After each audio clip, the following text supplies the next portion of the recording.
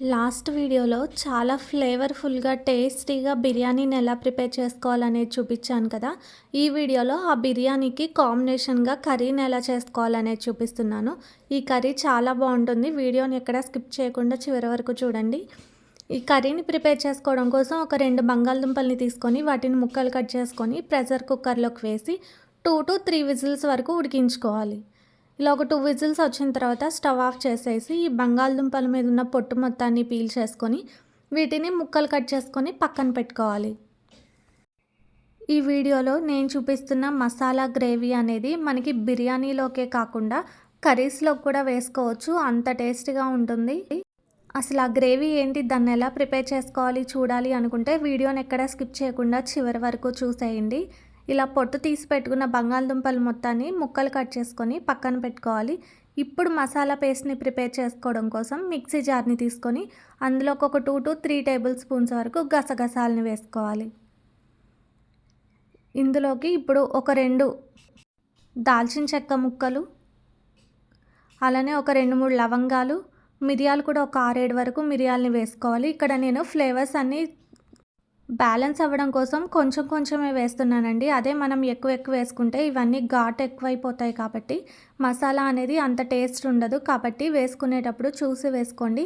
నేనైతే ఒక 2 పర్సన్స్కి సరిపోను క్వాంటిటీ చేస్తున్నాను కాబట్టి తక్కువే వేస్తున్నాను. తర్వాత నువ్వులు ఒక 2 స్పూన్స్, యాలుక్కాయలు ఒక 2 వేసుకొని వీటిని ఫైన్ పౌడర్లా గ్రైండ్ చేసుకోవాలి. ఇక్కడ వీడియోలో చూపిస్తున్నట్టు ఇలా గ్రైండ్ చేసుకున్న తర్వాత ఇప్పుడు ఇందులోకి పచ్చి కొబ్బరిని వేసుకోవాలి. పచ్చి కొబ్బరిని ఒక హాఫ్ ముక్క వరకు కట్ చేసి వేసుకోవాలి. తర్వాత ఒక 10 నుంచి 12 వరకు వెల్లుల్లిని పొట్టు తీసి వేసుకోవాలి. తర్వాత చిన్న అల్లం ముక్కను కూడా వేసుకోవాలి. ఇప్పుడు ఇందులోకి ఒక పిరికెడ వరకు కొత్తిమీర, అలానే ఒక పిరికెడ వరకు పుదీనాను కూడా వేసుకోవాలి.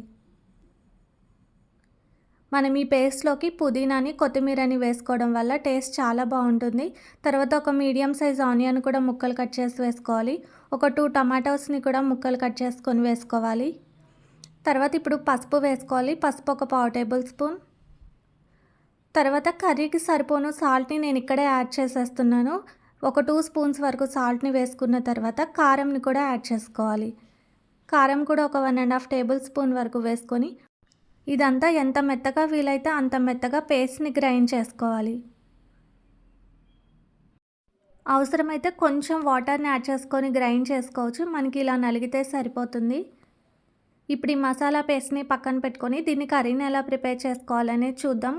స్టవ్ మీద కళాయిని పెట్టి ఆయిల్ వేసుకోవాలి. మనకి కర్రీకి ఆయిల్ అనేది ఎక్కువే పడుతుంది కాబట్టి నేనైతే కొంచెం ఎక్కువే వేస్తున్నాను. ఆయిల్ హీట్ అయిన తర్వాత ఆవాలు, జీలకర్ర వేసి వీటిని చిటపటలాడనివ్వాలి.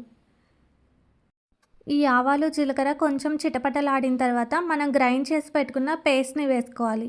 ఇదే అండి సీక్రెట్ మసాలా. ఈ పేస్ట్ని మనం బిర్యానీలోకి కర్రీలానే కాకుండా దీన్ని మనం వెజ్ కర్రీస్ చేసుకున్నప్పుడు అందులో కూడా ఒక 2 స్పూన్స్ వరకు వేసుకోవచ్చు. ఇది నాన్ వెజ్లోకి, వెజ్లోకి దేంట్లోకైనా సరే ఈ గ్రేవీ అనేది చాలా బాగుంటుంది. దీన్ని మనం ఇలా ప్రిపేర్ చేసుకొని ఒక ఎయిర్ టైట్ కంటైనర్లో పెట్టి ఫ్రిడ్జ్లో స్టోర్ చేసుకున్నా కూడా ఇది మనకి 10 days వరకు స్టోర్ ఉంటుంది. ఇంతవరకు ఈ మసాలా పేస్ట్ని ఎవరైనా ట్రై చేయని వాళ్ళు ఉంటే తప్పకుండా ఒకసారి ట్రై చేసి చూడండి. టేస్ట్ అనేది చాలా బాగుంటుంది. ఇప్పుడు ఈ పేస్ట్ మొత్తాన్ని ఇలా పచ్చిపోయేలా ఫ్రై చేసుకోవాలి. ఇదంతా ఇలా బాగా కలుపుకొని మూతను పెట్టేసి ఇందులో నుంచి మనకు ఆయిల్ తేలే వరకు ఉడికించుకోవాలి. స్టవ్ని హై ఫ్లేమ్లో పెట్టకూడదండి. లో టు మీడియం ఫ్లేమ్లోకి అడ్జస్ట్ చేసుకొని మధ్య మధ్యలో కలుపుకుంటూ ఉడికించుకోవాలి. కొంచెం సేపటి తర్వాత చూసారు కదా మనకు ఆయిల్ అనేది తేలుతుంది. నచ్చిన వాళ్ళు ఈ గ్రేవీని ఇలా డైరెక్ట్గా బిర్యానీలోకి తినచ్చు. లేదు ఏమన్నా వెజిటబుల్స్ యాడ్ చేసుకోవాలి అనుకున్న వాళ్ళు ఇందులోకి బంగాళదుంపని కానీ, క్యాప్సికమ్ని కానీ, కాలీఫ్లవర్ని కానీ వేటిని యాడ్ చేసుకున్నా కూడా మనకి కర్రీ టేస్ట్ అనేది బాగుంటుంది. ఇదంతా ఇలా బాగా పచ్చిపోయి దగ్గర పడే వరకు ఉడికించుకొని ఇప్పుడు ఇందులోకి మనం ఉడికించి పెట్టుకున్న బంగాళదుంప ముక్కల్ని వేసుకోవాలి.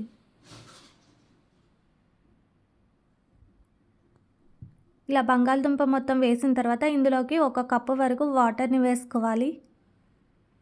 ఇందులోకి నేను ఎటువంటి సాల్ట్ని కానీ, కారంని కానీ ఏమీ యాడ్ చేయట్లేదండి. మనం ఆల్రెడీ పేస్ట్ని గ్రైండ్ చేసుకునేటప్పుడే ఉప్పు, కారం వేసుకున్నాం కాబట్టి నాకైతే కరెక్ట్గా సరిపోయింది. కావాల్సిన వాళ్ళు టేస్ట్ని చూసి కారంని కానీ, సాల్ట్ని కానీ యాడ్ చేసుకోవచ్చు.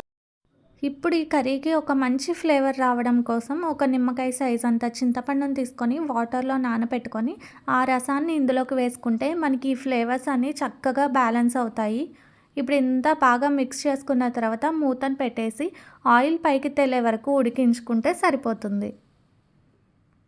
ఇదంతా బాగా దగ్గర పడిన తర్వాత దీంట్లోకి మనం ఫైనల్‌గా కొంచెం కసూరి మేతిని వేసుకొని మొత్తాన్ని కలిపి స్టవ్ ఆఫ్ చేసుకొని బౌల్‌లోకి తీసుకొని బిర్యానీకి కాంబినేషన్‌గా తింటే చాలా టేస్టీగా ఉంటుంది. వీడియో నచ్చితే తప్పకుండా ట్రై చేసి ఎలా ఉందో కామెంట్ చేయండి.